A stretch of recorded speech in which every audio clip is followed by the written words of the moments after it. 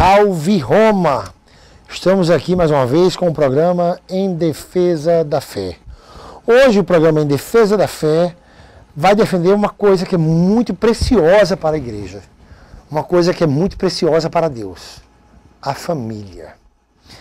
Trouxe aqui meu amigo Dr. Davidson Medeiros Gurgel, que está aqui para, junto com a gente, defender a família.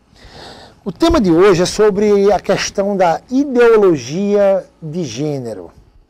Vamos explicar aqui o que é realmente, como surgiu a ideologia de gênero e qual a intenção para que tenha como fim destruir a família, que é a igreja do lar.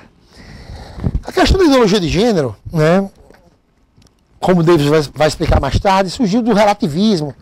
Tem uma base também no existencialismo, no ateísmo.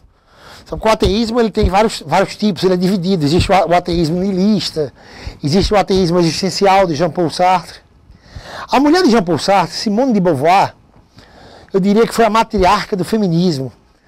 Ela disse uma frase que está sendo muito defendida hoje nesses seguidores da ideologia de gênero. Ela disse que a mulher não nasce mulher, ela se torna mulher. Isso vai totalmente contra os princípios cristãos. Isso vai totalmente contra o princípio da família. Vamos ver aqui, analisando uma carta de João Paulo II, a carta Mulher Dignitatem, do santo João de Deus.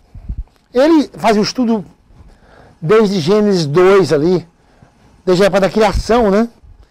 Onde diz, a mulher chamada desse modo à existência é imediatamente reconhecida pelo homem como carne da sua carne e osso dos seus ossos. E osso dos seus ossos. O interessante do estudo que João Paulo II faz para explicar a mulher, ele analisa o termo mulher desde o hebraico antigo. Ali, citado em Gênesis, o termo mulher é Issá. O termo Issá é uma junção do termo homem. Is, homem. Issá, mulher. Ou seja, para o homem.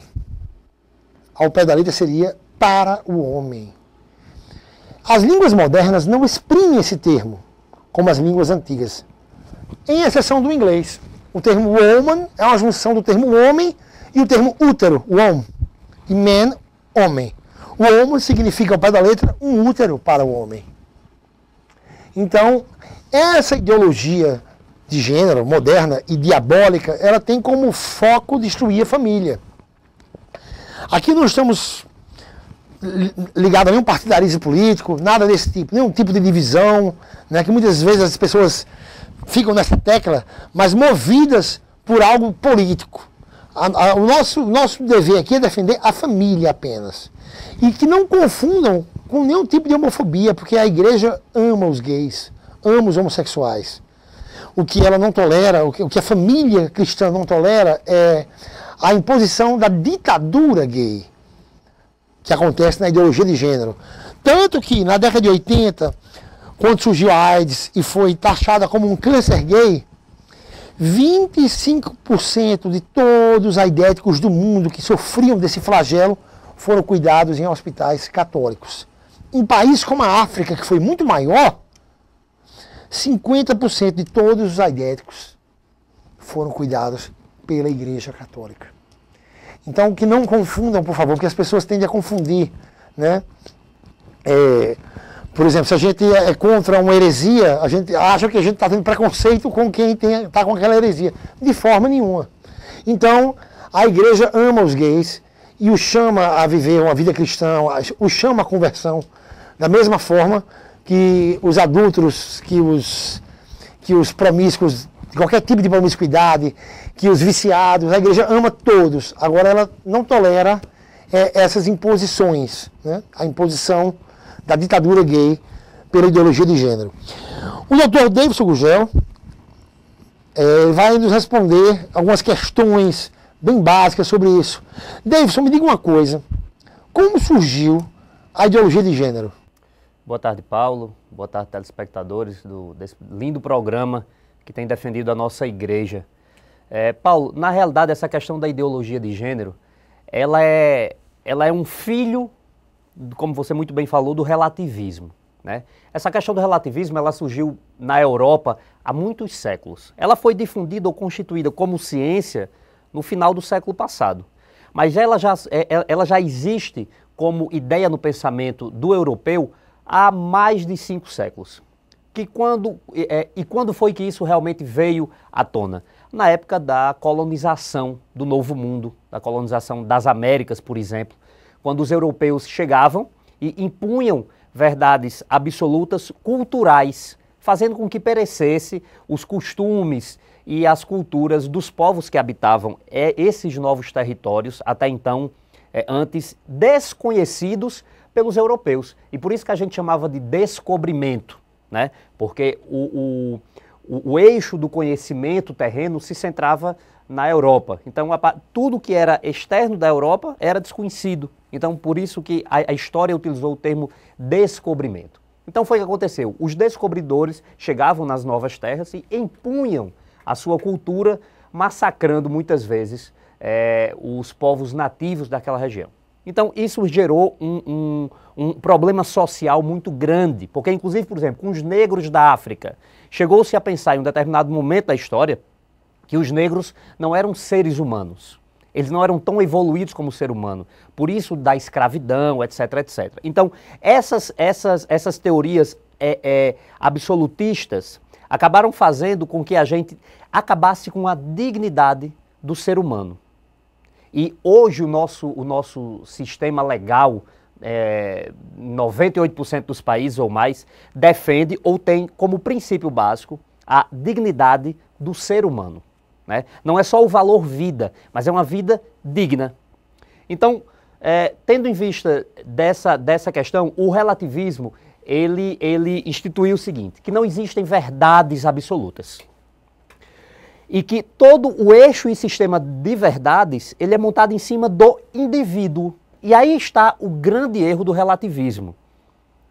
Fazendo um paralelo com a igreja, ou com Jesus Cristo veio ao mundo para ensinar quem era Deus. Porque preste atenção na beleza dos ensinamentos de Jesus Cristo, naquela época, que se tornou lei para o cristianismo, e depois que o cristianismo foi incorporado como doutrina oficial, religião oficial do Império Romano, e daí para o seguinte, de toda a Europa e dos países colonizados depois, isso tornou-se lei. Então, a questão do amor pelo irmão, já era um ensinamento judeu. Sendo que o judeu, ele amava o pai, ele amava a mãe, ele amava quem fazia bem a ele. Jesus Cristo veio revolucionar na medida em que ele disse, ame o seu inimigo. Ame aquela pessoa que você não conhece. Ame o seu irmão. Mas, paralelo a isso, paralelo a esse amor, ele também ensinou que Deus não só é amor, como também é misericórdia, e essa misericórdia baseada nesse amor. Então, quer dizer, Jesus Cristo, ele abominou, condenou o pecado, mas ele amou o pecador. Então, a questão da doutrina da Igreja Católica ensinada por Jesus Cristo é exatamente o inverso do relativismo. As verdades, elas existem sim, elas são unas, elas são únicas, mas nós, assim como o Deus Pai Criador tem piedade de nós, tem complacência de nós, tem misericórdia de nós devemos ter com o outro. Ou seja, não é pelo fato da pessoa não seguir aquilo que a gente entende como verdade que a gente vai afastá-la do meio social. Não é simplesmente pelo fato daquela pessoa não ter entendido o que era a verdade ou aonde era que aquela verdade se constituía que nós vamos retirá-la do plano da salvação. Jesus Cristo, Paulo, como nos diz a Sagrada Escritura, jantou com cobradores de impostos, dormiu na casa de prostitutas, entre outras coisas que tem relatado nos evangelhos. Então, esse Jesus Cristo, ele veio dizer assim, as verdades, elas são absolutas, sim. Entretanto, o ser humano, ele é constituído de vários aspectos. Ele é constituído da parte biológica, do que ele herda geneticamente do pai e da mãe. Ele é constituído das experiências que ele tem da vida, e melhor, da forma como ele encara essas experiências. Ele é constituído do que lhe é ensinado e do que lhe é mostrado. Então, o ser humano ele não é uma fórmula pronta, de dizer assim, Paulo, quando tiver 60 anos de idade, vai ser assim, assim, assim, assim. Não.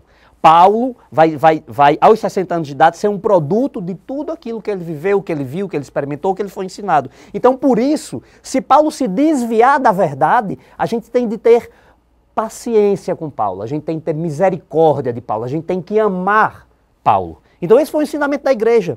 Mas o homem, tentando desvirtuar essa questão da verdade, resolveu criar a verdade em cima do ser humano. Eu, ser humano, tenho a minha verdade. E por isso a minha verdade merece ser aceita e acatada pelo resto das pessoas. Mesmo que essa verdade seja altamente condenável, criticável e que não se constitua como uma tese sólida.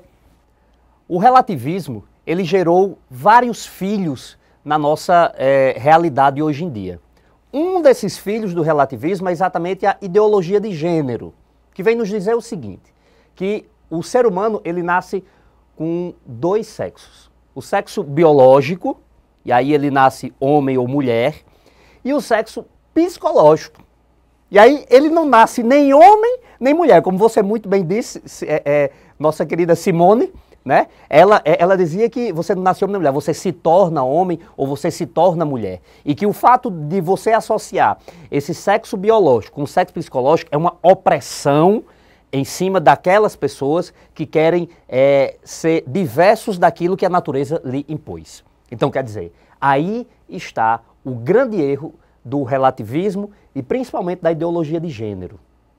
Por quê? A verdade absoluta, a verdade pura, a verdade concreta, a verdade defendida pela igreja, pelos cientistas e até pelo direito, daqui a pouco a gente vai entrar na parte legal, é que se nasce homem e se nasce mulher, sim. Isso já existem estudos psicológicos, já estudos sociológicos, até porque venhamos e convenhamos, Paulo. Digamos que nós entrássemos em uma sociedade em que o homossexualismo se difundisse e se tornasse algo natural. Como era que nós íamos fazer com que as crianças nascessem? Inseminação artificial, barrigas de aluguel. E aonde estaria necessariamente nas mãos dos homens o que é de Deus. O que é de Deus.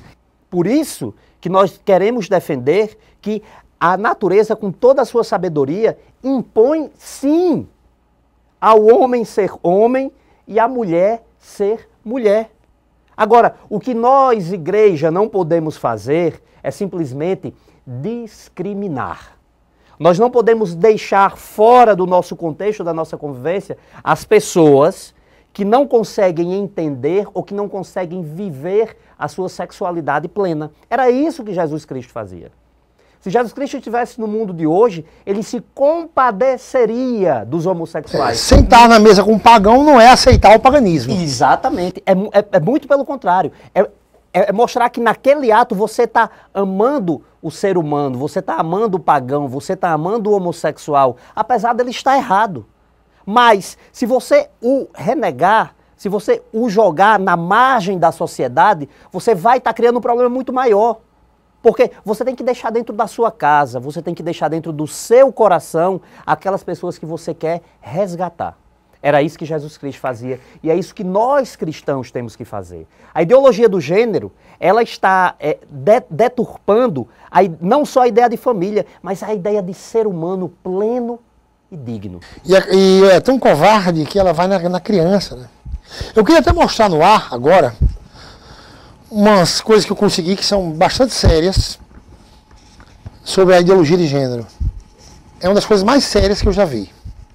Vamos mostrar no ar, no segundo bloco, uma coisa impressionante. Vai ser um pouco chocante para o telespectador.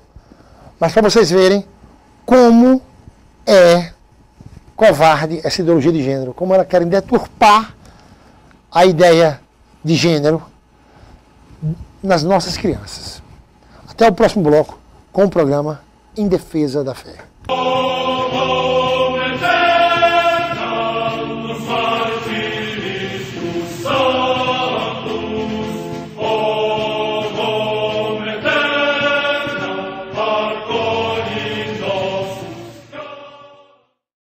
Seja em Natal ou em Pipa, aqui você encontra belas praias, passeios incríveis e muito sol, além de uma excelente gastronomia. O paraíso é aqui. Venha passar momentos de intenso lazer. entre em contato com a natureza. Seja para descansar ou se divertir, hospede-se conosco. Paradise Hotéis, Natal e Pipa, 4 opções para você.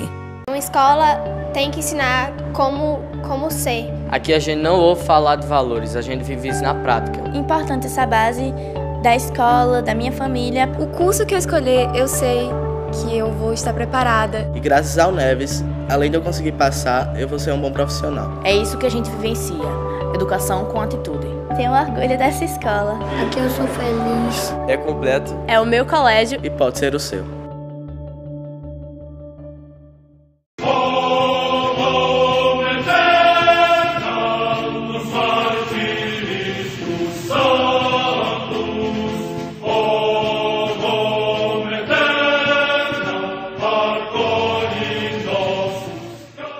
Estamos aqui no segundo bloco com o programa Em Defesa da Fé. Eu e meu amigo aqui, o Dr. Davidson Medeiros Gugel, estamos aqui defendendo essa questão da família. A família que é muito atacada com essa ideia da ideologia de gênero. Como eu falei no bloco anterior, eu vou mostrar algo muito chocante que os pais vão ficar boquiabertos, porque é algo muito triste. Eu consegui tirar aqui do volume do referencial curricular nacional para a educação infantil. Isso aqui é ensinado para todo pedagogo.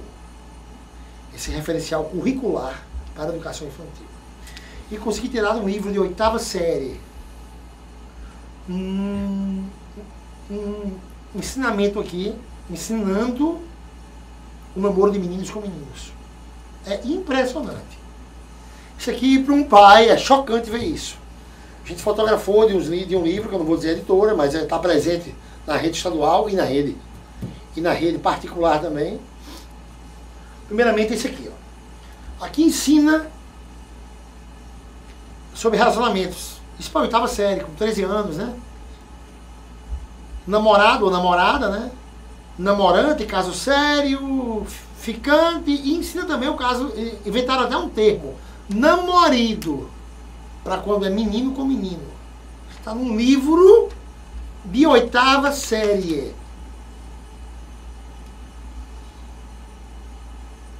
É impressionante. Eu estou aqui sem acreditar, mas desde que eu vi isso me choca. Toda vez que eu olho para isso. Outra questão. No volume do referencial curricular nacional para a educação infantil, que é na Faculdade de Pedagogia, ensinando atividades para fazer com as crianças. Movimento de linguagem que precisa ser incentivada na educação infantil. As experiências com o corpo devem ser oferecidas sempre, evitando estereótipos, tais como meninas não jogam futebol e meninos não pulam corda. Está chamando o gênero de estereótipo. Sugestões de atividades. Banho e massagem, explorar o corpo e suas partes durante o banho, fazer massagens uns nos outros. Atividades de rotina. Qualquer pedagogo para se formar vai ter que aprender isso. Referencial curricular nacional para a educação infantil. Chocante, né? Ou seja, é uma ditadura. É uma ditadura que impõe o homossexualismo. Isso não é liberdade.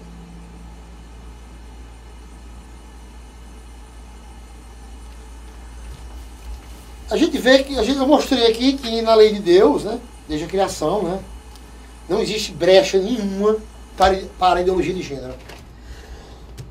Dr. Davidson, e na lei dos homens, juridicamente, na Constituição, há algum amparo para a ideologia de gênero?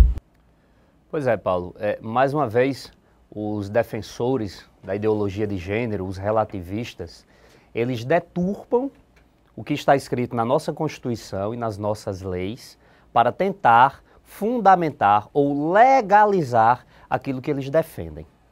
Como eu tinha dito no bloco anterior, e repito agora, todo e qualquer ordenamento jurídico dito democrático, ele tem como base, ele tem como estrutura mínima, ele tem como fundamento maior a defesa da dignidade da pessoa humana. E na nossa Constituição isso está bem claro, né? Isso está nos 5 primeiros artigos da Constituição, tem lá falando que o fundamento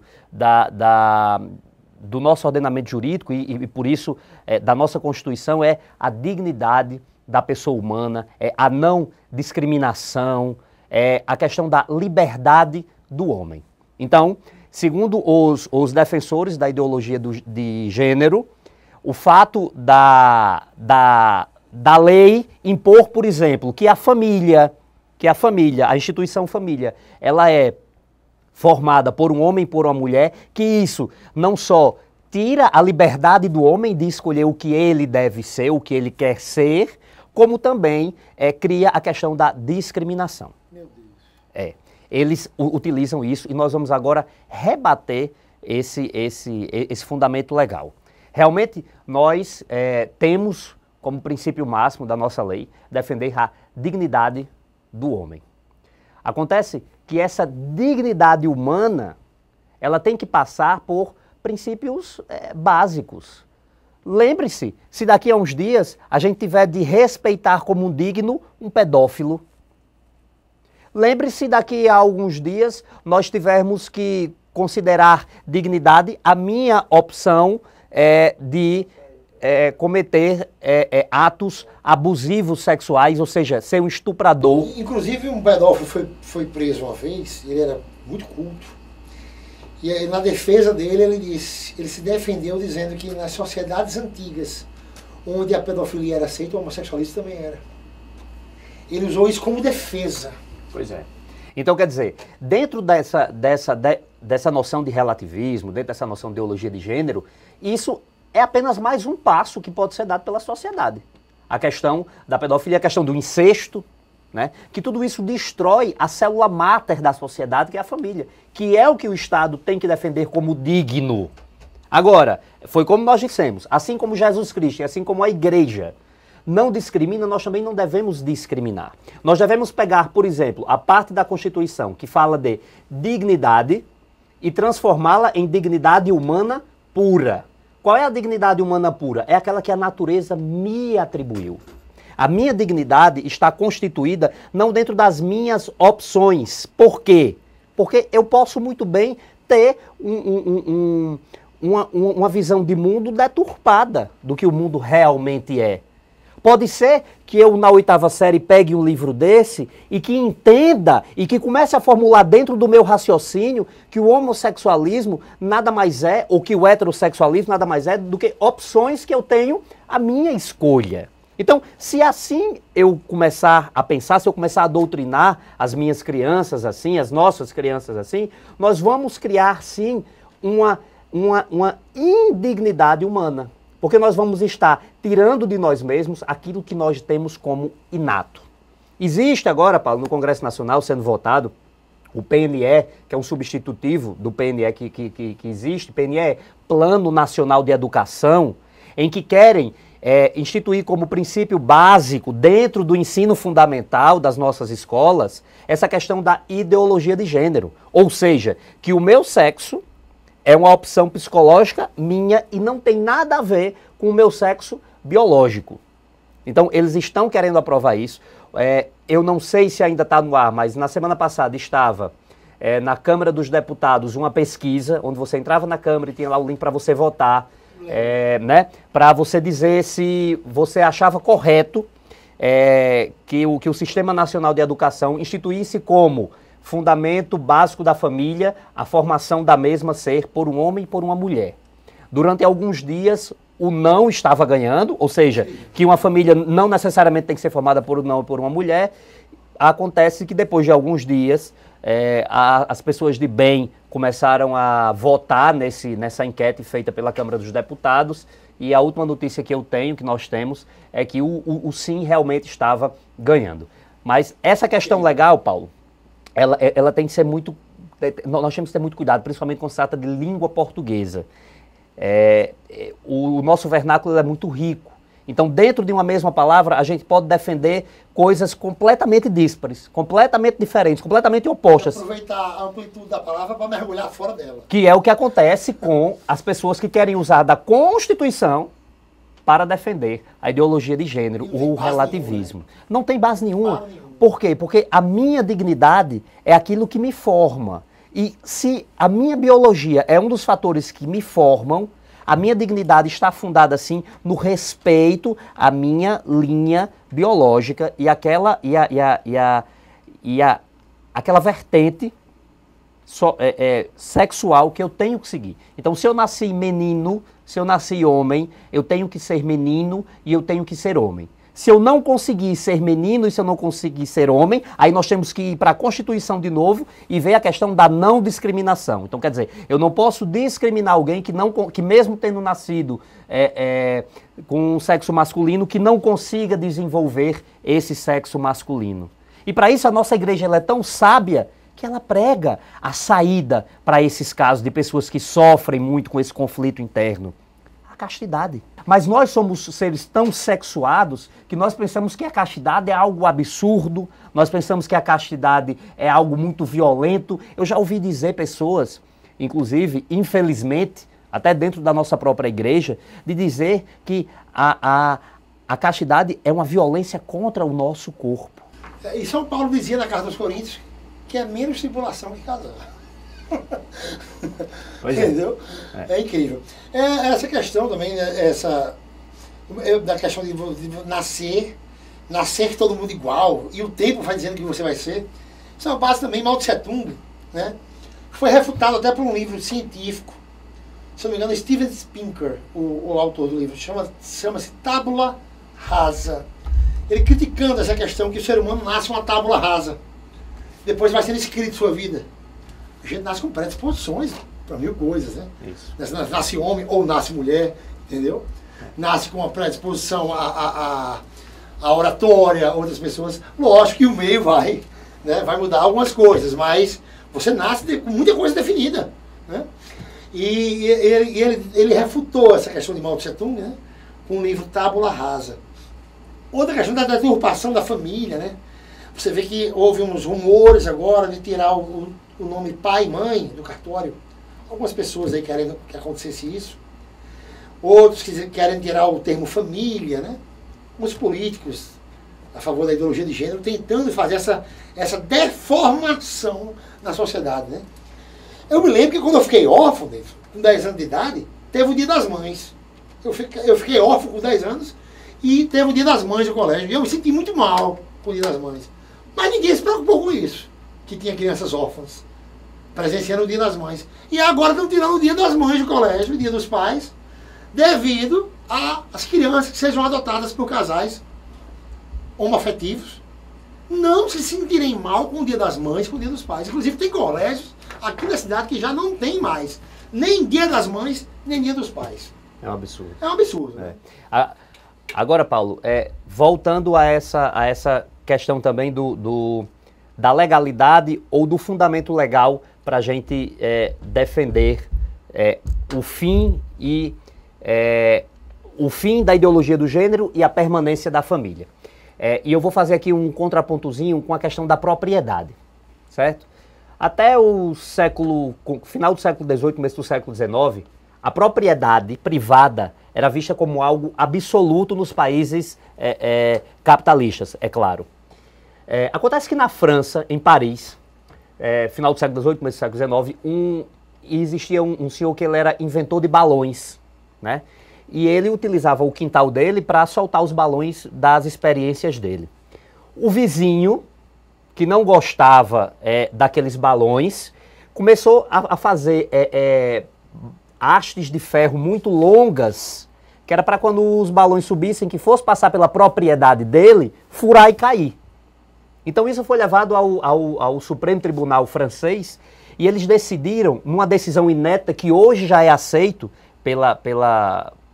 pelo direito, que a propriedade, o direito de propriedade ele existe, mas ele deve ser relativizado pelo seu uso social, certo? É o uso social da propriedade. É o que, por exemplo, fundamenta também a questão da reforma agrária. Ora, eu tenho um terreno de 3.000 hectares, uma fazenda de 3.000 hectares, que não utilizo, enquanto que tem pessoas que não têm aonde plantar o seu feijão e o seu arroz. Então, o uso social da propriedade permite que o Estado desaproprie essa propriedade que eu não utilizo para nada e dê para pessoas que necessitam. Então, quer dizer, a propriedade, ela deixou de ser absoluta para ter um fundamento social. Porque preste atenção na coisa, Paulo, nós vivemos em sociedade. Nós precisamos uns dos outros, nós temos que nos cooperar. Então, esse mesmo fundamento da teoria do uso social da propriedade, nós podemos fazer uma analogia e utilizar no uso da minha sexualidade. Ou seja, a minha propriedade, que é o meu corpo, eu posso fazer com ela o que eu quiser, desde que eu não agrida o outro, desde que eu não entre na esfera do outro, desde que eu tenha um uso social dessa minha propriedade corporal. A posição da ideologia de gênero, ela está entrando na esfera da sociedade. Exatamente. Ela está quebrando. Ela está quebrando. A linha de respeito. Por quê?